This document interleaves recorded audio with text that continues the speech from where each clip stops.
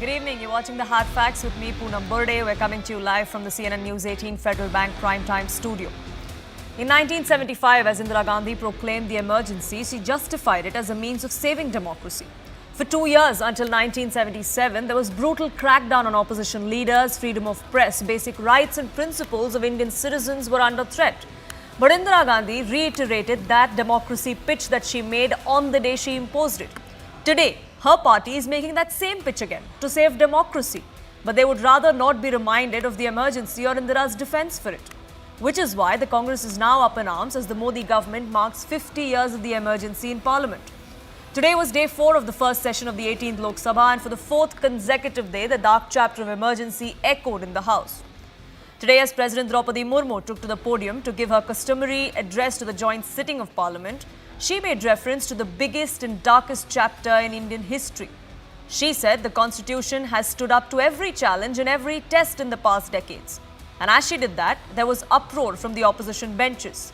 In the same fashion as there was when Speaker Om Birla yesterday spoke about it, and today when Vice President Jagdeep Dhankar raised the issue in Parliament.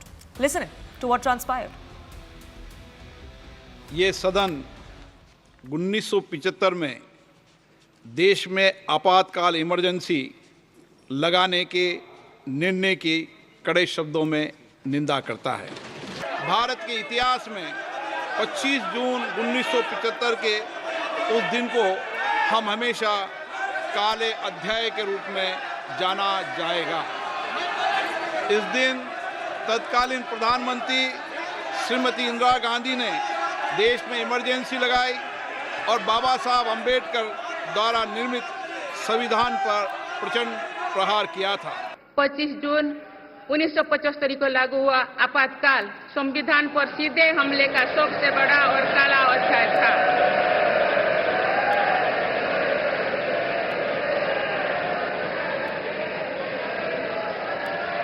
तो पूरे देश में हाहाकार much गया था, लेकिन ऐसी असंवैधानिक ताकतों पर देश ने विजय प्राप्त करके दिखाया। Imposition of emergency on 25th June 1975 was the biggest and darkest chapter of direct attack on the Constitution. Over the last 24 hours, we've seen massive uproar inside the House over what first the Speaker said, today what the President said, and then the Vice President echoing it. In fact, the Speaker's address yesterday and then the 2-minute silence that was observed has triggered a bitter war of words between the Congress and the BJP. The former accusing Lok Sabha Speaker Om Birla of playing a partisan role. Today, the Grand Old Party shot off a letter to Om Birla. They emphasized that his remarks were inappropriate in the parliamentary setting, especially since it was one of the first duties he performed as a newly elected Speaker. In that letter, the Grand Old Party claimed that such a political reference that was made from the chair yesterday is completely unprecedented. It's so unprecedented that we've never seen it in the history of Parliament, the Congress said. They went on to say that this matter impacts the very credibility of the institution of Parliament, and which is why the Speaker must not have raised it.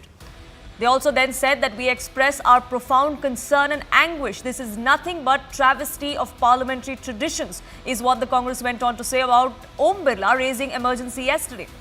Today, when President Droupadi Murmu said the same thing, there was uproar once again. But today, as the 50-minute speech happened of President Droupadi Murmu, the opposition raised multiple issues with it. Shiv Sena UBT faction claimed that it was not a president's address, but a Modi address. What they seem to forget is that the president's speech is meant to be the government's viewpoint. It is in fact drafted by the government, and that's the norm. It's not this government's whim. Shashi Tharoor of the Congress party objected to the mention of the emergency by the president. It's a divisive issue. Why should the president have raised it, he asked. But the fact is that as per norms of the Constitution, as per the rules under which this address is made in the first place, there's absolutely no provision as to what should be mentioned and what not. It's not the government, it's not the president really, it's the government's viewpoint, and the president is merely the messenger. AIMIM's Asudin Owaisi said there's nothing new in this address. It's an old wine in new bottle, he said. But this address by the President contains a review of the activities and achievements of the government during the previous year, or a track record of the government, most of which perhaps has been listed by many within the government in the past. Maybe that's why it all seems old. Another opposition party MP said there was nothing but a political statement by the president and there was no insight on policies of this government. But the fact is that President Droupadi Murmu did speak of this government's policies and the blueprint ahead. She said that the budget which would be presented next month by Nirmala Sitharaman would be a document of far-reaching policies and a futuristic vision. So then is this opposition just for the sake of it? Is the emergency reminder an uncomfortable one for the Congress especially? And if this is the tone at the start of the parliament session, then is more confrontation in store? Let's take that to our guests who join us on the Hard Facts. Shahzad Poonawala, national spokesperson of the BJP, Pushpraj Deshpande, spokesperson of the Congress, senior journalist Javed Ansari, Karan Verma, political analyst, joins us. Let me open this up by first asking the spokesperson of the Congress. Mr. Deshpande, what is the issue exactly? Why has the Congress taken so much offence? The emergency is an undeniable part of Indian history. It's 50 years of it being marked. That is exactly what was being done in Parliament. Hi, Poonamji. Thank you for having me on your show. Firstly, the President, the Vice President of India, the Speaker, the Prime Minister, all want us to remember the emergency which happened 50 years ago. That's perfectly their prerogative. But they don't want us to remember or address the NEET scam, the NET scam, the multiple terror attacks that have happened in Jammu and Kashmir, or the stock market scam. These are, nevertheless, even though the BJP is behaving as if it's business as usual, it has clearly taken the message India has sent in this election to heart. That's why it's raising the bogey of emergency. It is doing so to deflect attention from the pervasive perception, and that was very visible in this election, that the BJP is systematically undermining constitutional and institutional values, and that it wants to amend the constitution to end reservation, secularism, socialism. I'm not sure if the Indian public is going to be taken in by this deception, especially when it has the BJP government has undermined federal principles, civic liberties and rights, and deployed institutions for partisan ends in the last decade, things that it is expecting the people to remember from 50 years ago. It is especially ironic for the Speaker to read out a statement condemning the emergency, given under his stewardship, an unprecedented 155 MPs were suspended. 76% of the bills passed in the last 5 years, passed without any legislative scrutiny. And we didn't have a deputy speaker for 5 years, a historic first since independence. The executive clearly treated parliament as a personal jagir. Secondly, no one is defending the excesses of the emergency. No. In fact, in a March 2021 interaction with Professor Kaushik Basu, Rahul Gandhi ji said that the emergency was a mistake. The same thing was said by then Congress President Sonia Gandhi ji in May 2004. The same thing Dr. Manmohan Singh said in a book by his daughter. And the same thing was also said by former President Pranab Mukherjee. So the top rung of the Congress party leadership is on the same page. Can anyone in the BJP have the humility or the decency to do the same thing for what they have done in the last decade? Federal principles have been trampled upon. Elected governments have been toppled, often with the connivance of constitutional authorities. Institutions are misused and deployed against NGOs, the media and the opposition. 2 sitting CMs are in jail. Houses of Muslims and Dalits are being razed, possibly as retribution for not voting for the BJP. Welfare schemes are being systematically undermined. Isn't this an undeclared emergency? And Poonamji, I want to dissect this further because this is something that people keep raising. This is my personal opinion. I'm not saying that this is the party's opinion. But when the emergency was declared, it happened in a certain context. Foreign governments were being toppled in Argentina, Iran, and a host of nations. India had just split Pakistan into 2, and we were being crippled by nationwide strikes. Possible elected governments were being toppled, and the opposition was openly prodding the armed forces to mutiny. I am not defending the excesses of the emergency, especially the attack on minorities and civic and media freedoms. One of the reasons you said was because there was widespread protest. Well, many would say that is free speech and that's a democratic right that the government had, that the people in this country had. I'm saying but that sure, the allegations that you've made... No, sure. the point that I'm trying to make, Poonamji, that it was happening in a certain context. Sure, I take that point that it happened in a context. Indira Gandhi back then justified that as well, saying that it was the need of the hour to save democracy. The exact argument that the Congress seems to be making now, but they don't want to talk about the emergency. It's the same argument you're making now. Sure, I said that the leadership has and the BJP will respond to the allegations that you've made against the Modi government. But I want to ask you this. You said right at the beginning that the government does not want to discuss burning issues like the NEET issue. But that's something that did find mention in the president's speech today as well. And so far, there have been no debates or discussions at all in Parliament. There is still time for that to happen. Yes, they can happen. The point is it was obfuscated. The entire NEET issue, the NET scam was obfuscated. Responsibility needs to be accounted. There are two ministers, not just that, even the railway accidents, two ministers need to pay the price. Moral responsibility, constitutional responsibility, Raj Dharma is something that every government has. Accountability needs to be fixed, and that will be fixed as the government has promised through the president's address today as well. But Shehzad Poonawalla, this is undeclared emergency is what the opposition, not just the Congress, an entire opposition has been saying for the last 4 days, ever since the first mention of the emergency by the Prime Minister, even before the Lok Sabha convened on Monday. A lot was said, but very little sense was made out of what was said. And therefore, let me unpack it for your viewers. Here is a party that basically lives off what it has done 75 years ago. At every instant quotes, oh, Nehruji did this, Indiraji did this, Rajivji did this. And that very party is now saying that why do we need to go back and remember what happened 50 years ago, when in Parliament, many occasions, including Bhopal gas tragedy, I can remember 2014, 2016, on various occasions, such references have been made by the Speaker because the House has to take a resolve that we are against such a thing. Now, he said that we do not defend the excesses of emergency, we have apologized for emergency. Then in that case, you should not be opposing the resolution on emergency. How can you oppose the resolution on emergency and then say we are apologetic? In fact, the Speaker went ahead and said that, look, there was a certain context in which the emergency happened. That is laying the foundations for actually defending the emergency. Which context actually justifies the imposition of emergency? Perhaps only context I can remember is Rajiv Gandhi saying, oh, Mama did it, and if I had the powers, I would do it too, because Mama was right in imposing emergency. He actually said that to a newspaper. And there is Bhupesh Baghel, who very recently said that Indira had the courage. She imposed a declared emergency. This is their view on the emergency. And by the way, if this was so partisan and if this was so divisive or controversial, members of the SP, TMC and DMK don't seem to agree with you or your point of view. In fact, today you are completely isolated in this Indie alliance because members of the SP, DMK and TMC, not TMC but DMK and SP for sure, have suffered the excesses of emergency. Their leaders were put in jail. As far as considering the damage to democracy and federalism, there were two pictures that went out yesterday. One was a picture where Rahul Gandhi, despite his commentary on Narendra Modi ji says that please go ahead and welcome the Speaker and let's take him to the chair of the Speaker. And the other picture was from the Tamil Nadu Assembly. The only fault of the members of opposition of the Tamil Nadu Assembly is that they are raising the killings of 63 Dalits in Kallakurichi, over which Rahul Gandhi, Priyanka Vadra, Khadge, Congress party which talks about North-South, Dalit Lives Matter, etc. has been eloquently silent. And he has been suspended for the entire period. Those running around with the copy of Samvidhan in their hands have been silent on that.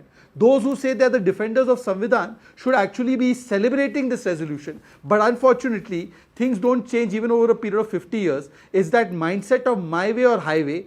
Dadima had it, and it seems Pota also has it, because he wants to think that everything his family does, they should get credit for. But those ills that have been stuck to democracy by his family should not be remembered because those are above scrutiny. And finally, if you want to discuss about NEET, let us discuss about NEET. The next part of the show is about discussion on NEET. Nobody has prevented. But why haven't you discussed as to how your leader Priyanka Vadra spread a fake video of Ayushi Patel? Why haven't you spoken about Tejasvi Yadav's PA's link to the entire mastermind of the NEET scandal? Why are you eloquently silent on that? West Bengal has seen post-poll violence and killings. The High Court has come down heavily. What about saving democracy there? What about democracy and all its virtues that you don't preach in parts of India alliance governments where the excesses are taking place? This shows your double speak. This shows your double standard. The only point is that the Congress party does not want to confront the truth. They were the villains of the worst and the worst violators of this constitution. They changed Ambedkarji's constitution and they don't want to confront that truth. Quick rebuttal, Mr. Deshpande, before I get in the other gentleman in as well. It's not just about the emergency. You talk about the constitution and this entire narrative that the BJP wanted to change constitution if they had gotten brute majority, but they've been stopped in their tracks because of the kind of numbers that have come to the fore. But several instances in the past would show that the Congress can be accused of the very same thing. Several additions have been made into the constitution in the past, like Article 35A, which was done without a parliament consent, which was not even called an amendment. It was an annexure that was added as part of the constitution. As far as dismissal of governments is concerned, the Congress government, when it was UPA, has also been accused of doing so using parts of the constitution or provisions in the constitution, and have dismissed several state governments in the past. A bunch of things here. Firstly, two wrongs don't make a right. Okay, something that may have happened in the past doesn't mean that it doesn't justify or legitimize what is happening today. That's one thing. The second thing is, I don't think. So you admit that there are multiple wrongs in the past? No, I'm saying that this is a hypothetical. You're talking in hypotheticals. A completely hypothetical situation. No, I'm not talking in hypothetical situation. The fact that Article 35A was brought in with a presidential order without the Parliament's consent is not hypothetical. It's a fact. No. Let me finish, Poonam The ji. fact that 90 times state governments were dismissed is not hypothetical. It's a fact. If you could be as neutral as the channel would want you to be, it would help me also. I am as neutral, sir. You said I was talking about hypothetical situations, but I stated facts. So I'm just trying to correct you there, but yes, please go ahead. Poonam ji, don't interrupt. Let me finish what I'm saying. Sir, I'm just trying to correct what you said, that's all. But go ahead. My point is, the amendment that was added during the emergency was the 42nd amendment, which added secularism and socialism. If you think that is a problem, if the BJP genuinely has a problem with those two, why don't they move a bill today? That's my first question to them. That's one thing. I don't think they have the guts to do that because they have paid a price. Second thing is, every time there has been any kind of excesses or any kind of mistake that the Congress party has done in the past, the Janta has given them a clear signal. There have been, after all, the Janta is the Janardhan. The elections determine whether we are right or not. The courts determine whether we are right or not. So wherever this thing happens, the Congress has paid its dues and it's moved on. My point is, it's been 49 years. A lot of water has flown under the bridge. The Congress has changed. The nation has changed. Let us focus on what is happening today. Let's not focus about what is happening then. It is wrong for you to misuse constitutional authorities, whether they are governors, speakers, vice presidents, or presidents, to make partisan points. So that is the issue that we are raising right now. The government wants to be partisan. It is supposed to be partisan. It is supposed to be political. Fine, be that. Raise those issues. But have a constructive debate. Don't misuse institutions. I'll come to you, Shehzad. Authorities. One line. Yes, Shehzad. 30 seconds. I need to get in Javed Ansari and Karan Verma in as well. 30 seconds.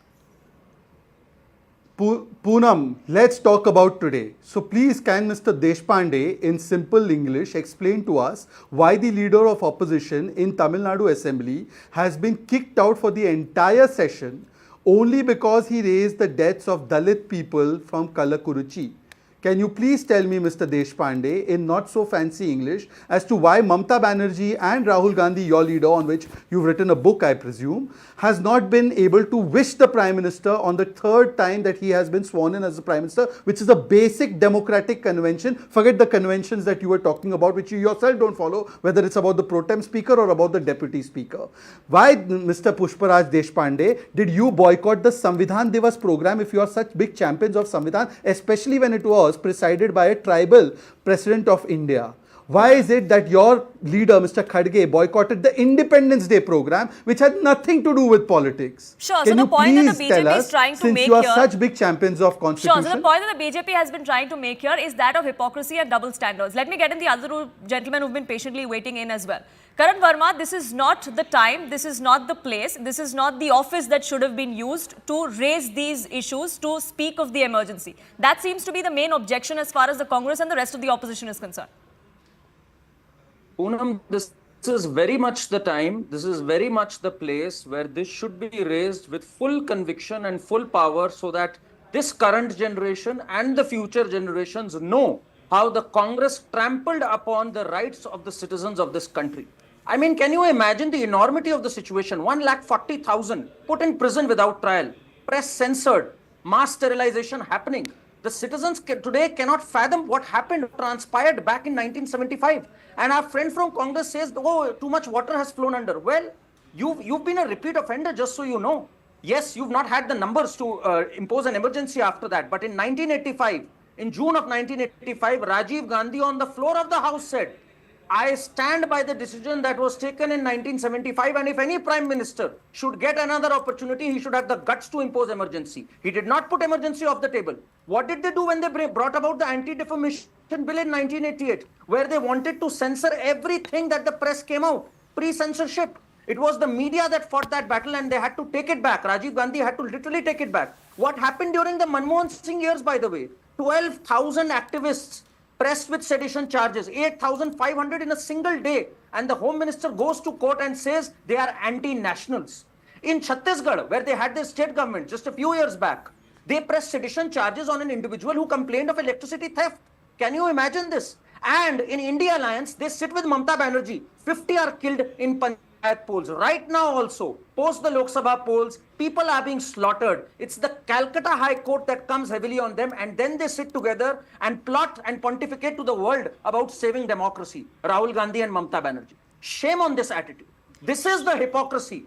The Congress, still they don't have the numbers. They talk about all this bhaichara, secularism, equality, liberal values. The moment they get the first whiff of power, they want to crush dissent, they want to impose sedition, and they want to suspend your rights. This is the true chal and charitra of the Congress party, and it should be raised. And why are they so defensive about it? If they are truly apologetic and they have an iota of pride, they should own it up and apologize to the nation. And say that, yes, we also condemn the incident that happened in 75 and we'll never ever do it again.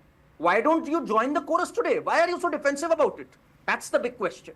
But the Congress on its part has said that we've apologized for it in the past. Let's talk about the present.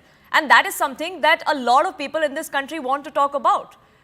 What the main objection really was, as far as the president's address is concerned, is that we wanted to see the government's vision for the next 5 years.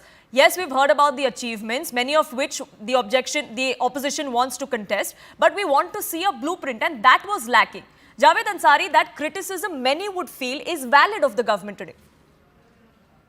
Look, as far as the president is concerned, she doesn't have much of a choice, she or he, whoever the president is. The norm is that the speech is prepared by the cabinet, sent to the president, and all they have to do is, the most they can do is send it back with certain suggestions. Yet, if the government still continues, insists on that, they have no alternative, no option but to read that speech verbatim. And that's what President Murmu did. If she had done anything otherwise, departed from text, that would have been a violation. So President Murmu, as far as the speaker is concerned, that too on the first day, maybe there is something that can be said for the way in my view, it could have been handled a lot better. The government could have brought a resolution rather than getting the speaker to say it. The parliamentary affairs minister could have moved it. It could have been a government resolution rather than getting involved in the speaker's house, the speaker's office. As far as misuse is concerned, no political party here is smelling of roses. None of them can claim the high moral ground. Whoever is in power to varying degrees uses and misuses their office. Nobody likes dissent. Very few governments like accountability, and the media invariably suffers at their hands, depending on whoever is in power. Nobody likes to be questioned. Nobody likes accountability. So you can't cherry pick here that I am clean and I am innocent and the other one isn't. And if indeed, look, amongst all the four panelists here, I think I'm the only one who probably lived through emergency. All of you are much younger than me, and I'm not so sure if you all were around there. So I know that some of the stuff that happened during the emergency is even happening now. And if you're really against all those draconian measures that were taken during the emergency, then please desist from repeating those draconian measures now. And is the emergency the only thing? What about December 6th? Should not a resolution be passed that no, the Supreme Court has termed it to be a criminal act? Should not the government have moved? Should not the Speaker and the President have spoken about that? There's a case for that as well. Should not a case be? There is a case for what happened with the Golden Temple. And above all, Manipur is, forget the past, look at the present. Where is Manipur? Poonam. Has anybody said a word? Has anybody even whispered about Manipur? It was discussed to some extent during the last session, during which also several opposition members of parliament were not there, is what the BJP claims. Peenam, let's be fair. We are discussing the president. We are discussing May I respond Sure. now? speakers and the president's Yes. speech. So those who don't learn from history are doomed to repeat it. That's really the point, Shehzad Poonawalla, that's being made. Yes. You had a counter to make to what Javed Ansari was saying. Let me address one point at a time. First of all, the reason why the Speaker's office and the Speaker's office reading out references or resolutions isn't something that is unconventional. It has been done when it comes to Bhopal gas tragedy on multiple occasions. This was not a partisan resolution. It was not a resolution of BJP or NDA. It was a resolution of the House representing the sentiment of every Indian. There can't be two views about emergency. There can't be partisanship when it comes to emergency and condemning it wholly and wholesomely. Secondly, you have just now spoken a lot, but you have not said even one word about what has happened to the AIDMK leader of opposition, Tamil Nadu Assembly. Leave that as it may. I want to ask you that has Congress really learned from the lessons of emergency? Let me show something, because sir was saying that I was old enough to remember the atrocities of emergency. Here is July 8, 1985 news report of Rajiv Gandhi. And I hope Mr. Pushparaj Deshpande will condemn it. Prime Minister Rajiv Gandhi said he will not hesitate to follow his mother's example and impose emergency rule on the country if it was needed.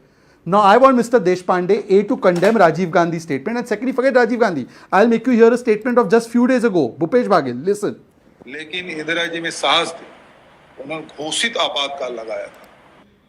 Indira ji में साहस थी, उन्होंने घोषित आपातकाल लगाया. And let me also address Manipur. Sir, I will take that question on without any hesitation. In Manipur, and the violence in Manipur has taken place in 93, 97, you must have been around covering it also. At that time, not a MOS went and visited Manipur, even though the number of deaths were much more. Not a single statement was laid in the House. This time, there was not just a no confidence motion, the Home Minister and the Prime Minister both spoke, and the opposition ran away. And please ask Mr. Deshpande, if they were so concerned about Manipur, why haven't they moved a no confidence motion against the government of Manipur, the Chief Minister of Manipur? No confidence motion there, even though they have because they have Mete MLAs, they have other MLAs which they have to consider. So because of that political consideration, they have not even taken one step in Manipur, which they come and take in Delhi. And finally, sir, you spoke about 6 December resolution. Fantastic, sir. Let's have it. Let the Congress move a 6 December resolution if they want to. And let them also ask Uddhav Sena, which takes pride in bringing the Babri down. Maybe Pushparaj Deshpande, who's from Maharashtra, would be able to ask Mr. Uddhav Thackeray what his view is on the Babri demolition. Okay, Mr. Deshpande, several issues brought by the BJP there. You could answer all of them, but I have a question to you as well. We're now going to be seeing both tomorrow and on Monday, we're going to be seeing a discussion on the President's address. Would there be constructive discussion? This is a time where several issues, including the NEET one that the opposition wants to discuss, could come up. This is something that could be discussed during those 21 hours that have been allotted for that discussion in the Lok Sabha. Would we then see constructive debates, discussion take place in Parliament? That is what the Parliament is meant for. Yes, Poonamji, I think that the entire India bloc, as well as the Congress party, is committed to having a constructive debate in the national interest. And that is something that Rahul Gandhi, as the leader of opposition, said when he thanked Prime Minister Modi, when he congratulated Prime Minister Modi for getting elected for the third time, something that the BJP spokesperson seems to have missed. Perhaps if he listens to what others say rather than just touting facts, it might be better. Yeah, let me finish. You had your speech now. Let me finish. He has not done it. The second thing is, let me finish. Can you tell me when he congratulated? Can you tell us when he congratulated? On the floor of the house. आप सुनिए जाके floor of the house पे congratulate किया कि आप पहली बार चुन के आए, हम लोग साथ कोशिश करेंगे. You know, that's the problem. Please play out his entire speech. He has not congratulated Prime Minister. He's congratulated the Speaker. But आगे चलिए. Anyway, the second thing is he talked about the Rahul Gandhi doesn't inspire you to listen anyways. That's your problem. He is Rahul Gandhi doesn't inspire us to listen to him anyways. No, it's not my problem. It's right now your Congress's problem. For a party that claims to be listening to for a party that claims to be touting democratic values, you don't want to listen to the opposition. I really don't know what to say. That's the one thing. Second thing is you spoke about Tamil Nadu. You are listening to the opposition in Tamil Nadu clearly. I'm talking about Tamil Nadu. बोलने दीजिए. In Tamil Nadu, Speaker Avappu has assured Speaker Avappu has assured the House that we are going to take up this issue the minute question hour finishes. The government is wanting to respond to this issue. Please let question hour proceed. He said this on day 1, on day 2, and day 3. 63 deaths require question hour to be finished first. Let me AIDMK first. I think we can talk about 63 Dalit lives require a question hour to be finished. there are certain protocols that have to be mentioned in Parliament. You have to, in every assembly. So how come they are not followed in the central Parliament? Shehzad, let me finish. Poonam, I'd like you to intervene to let the BJP spokesperson not heckle and bully me. Let me finish. The point is that he's asked, let the question hour finish. If they could have used the legislative devices in their arsenal and moved a resolution asking for suspension of question hour. They've not done that. They started protesting, which is why, and they've started creating a ruckus, which is why the speaker was forced to suspend them. The government has taken action, is wanting to discuss it, is waiting to discuss it. The AIDMK is doing that. And let me finish. Has Rahul Gandhi tweeted on Kallakurichi? Shehzad, let him finish. Shehzad, I'll give you your time. Let's not do this. Let him finish, please. On Kallakurichi? Shehzad, I request you to please let him finish. I will come back to you. I will give you time to make your rebuttals. Let him finish, please. Pushpa Deshpande, go ahead. Please continue. So I've talked about the Tamil Nadu issue here. The third thing is, he said that why didn't the Congress party move a no confidence motion? Arey bhai sahab, let the Manipur assembly be convened. Because of the unrest, there has been no assembly session. It has been convened. Then we'll raise it. And no, that's a lie. Let me finish. Poonam, this is a complete lie. Not letting me speak. What is It's a complete lie. Yes. Shehzad, I will give you your time to rebut. Like I said, let him finish. Sir, I'm running out of time, but 30 seconds. 30 seconds for you to finish. And the thing is, I want to ask the BJP spokesperson, if an opposition leader asks the army, the armed force, to revolt and mutiny against the elected government, it is in their constitutional oath to defend the sovereignty and integrity of India. What are you going to do? Are you going to sit by and just sit idle, or are you going to take the necessary steps to defend the constitution and the sovereignty of India? That is what Indira Gandhi did. It spilled over into something else. We've considered that. Rahul Gandhi has considered that. Sonia Gandhi has considered that. Manmohan Singh has considered that. President Pranab Mukherjee has considered that. No one is denying that. But it happened in a certain context. Why is the BJP not apologizing for what it is doing today? Sure. It is deporting and journalists. when you defended the emergency at the beginning of the show, also you said this may not be the party stand, this may be your personal view, and I'm sure some in the party would agree with you on that as well. But you speak about Manipur, and Shehzad wants to come in. But since violence erupted last year in Manipur, after that there have been assembly sessions that have taken place. But Shehzad, yes, go ahead. Exactly, Poonam. The Congress party has made it now its charitra to lie about everything, including issues like NEET and Manipur. Here is the Economic Times report that the Manipur assembly session convened in February. So Mr. Deshpande should lie. And secondly, I'm going to give the rest of my time to Mr. Deshpande. Please don't interrupt. Please do not interrupt. Now do not interrupt. Poonam, can he now follow his own principle? Mr. Deshpande, I had given you your time. I had asked Shehzad to not interrupt you. Now please accord him the courtesy as well. Yes. Yes, Shehzad, go ahead. Now I'm going to give you the rest of my time. Forget Assembly of Tamil Nadu. Why hasn't Rahul Gandhi talks about North South and Dalit Lives Matter tweeted one tweet about Kallakurichi deaths, or taken action, or asked the prohibition minister to be sacked? How do you know that he hasn't? How do you know that he's not in talks with Tamil Nadu government? Are you privy to the inner? He hasn't tweeted one word. Not one word. Zero, nothing. Or do you want it to be performance? See, he's not being performative. Yes, we want action to be taken and him to speak. We want both. How do you know that he's not speaking? You wanted Modi to speak. How do you know Modi to speak? Are you How do I know? Then show us the action. Show us the action. On him with Pegasus. Show us the action. How do you know what is happening between him and the DMK? You're making juvenile arguments. Show us the action. How do you know what is happening? But it's a question, Mr. Deshpande, that people would ask, right? Sure, we're not privy to all conversations that happen between state governments, between leaders, sure. But justice, as much as being done, should also be seen to be done. And that's really where the confidence in people comes from. It is the responsibility of the Tamil Nadu government. Tamil Nadu government will take action. That's all I'm trying to tell you. Sure. As far as it's our moral responsibility to tell them that same assurance is also coming from the central government as far as the NEET exam and the NTMS is concerned. Not about the train accidents or the Jammu Kashmir terror sites. Even in that case, the government has said, yes, we will discuss it, we will probe it. There have been those assurances that have come to the fore from that as well. But if that is something that you don't take at face value for the government, then why should one expect that? No. What I'm saying is talk about everything. Take action. But why do you obfuscate the issue by raising a bogey 50 years ago? Take responsibility and accountability now. Sure. That's all Tamil Nadu has happened now. Sure. So let the Tamil Nadu government. Karan Verma. Be accountable. Sure. No, Shehzad Poonawala, Mr. Deshpande, I'd like to interrupt here. I want to get in Javed Ansari and Karan Verma in as well before I have to end this. But Karan Verma, it's also about what was done 50 years ago, what's being done now, and who can claim high moral ground? Like Javed Ansari said, maybe no political party can do so, but one must strive to be better. If the Modi government came out and has multiple times said that we will not be what the Congress has done, then they have to walk the talk. That's also something that the people of this country would want to see happen.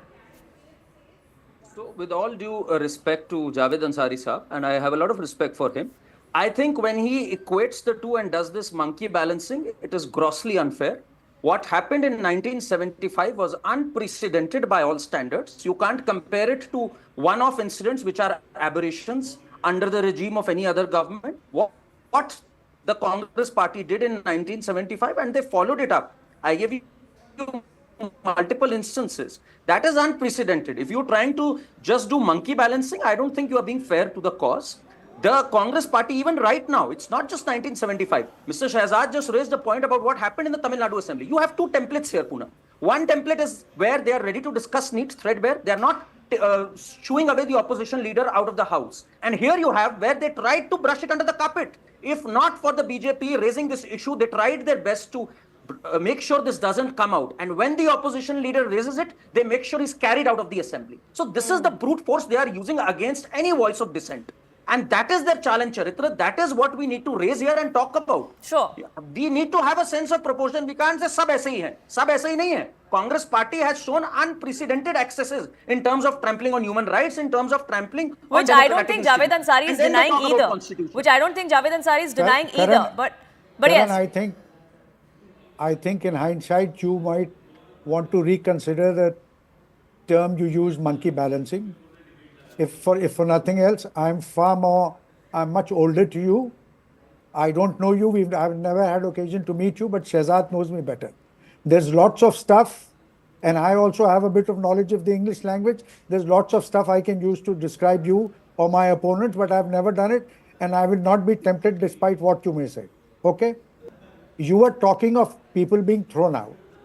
What happened in the previous Lok Sabha? 144 MPs. For the first time in the history of Indian Parliament were thrown out. Was that a great advocacy of democracy? Was that being even-handed? So please consider. Javed Ansari, I just want to end on this note. You know, the Parliament session has just about begun. We are going to be seeing another few days before this ends and then the budget session. But is this sort of confrontationist tone that has already been set, can we expect something productive to come out of this? I'm afraid not. I'm afraid not just in this session, but this is, the template has been set. Unfortunately, for Indian parliamentary democracy, the template has been set. We will see far more confrontation, we will see far more clashes than cooperation. Unfortunately, that's the truth. I hope to God my fears are proved wrong, but it's unlikely. And we can only hope that our members of parliament across all political lines do better for us, for the electorate, for the voters that have put them there in the parliament in the first place. I'd like to end on that note, and I thank all the panelists who joined us sharing their perspective on this big issue. Time for a quick break here on this edition of The Hard Facts. But on the other side, we will discuss the NEET issue. What needs to be done? Is what the government doing is enough, or is the opposition merely for the sake of it? We'll come back right with that.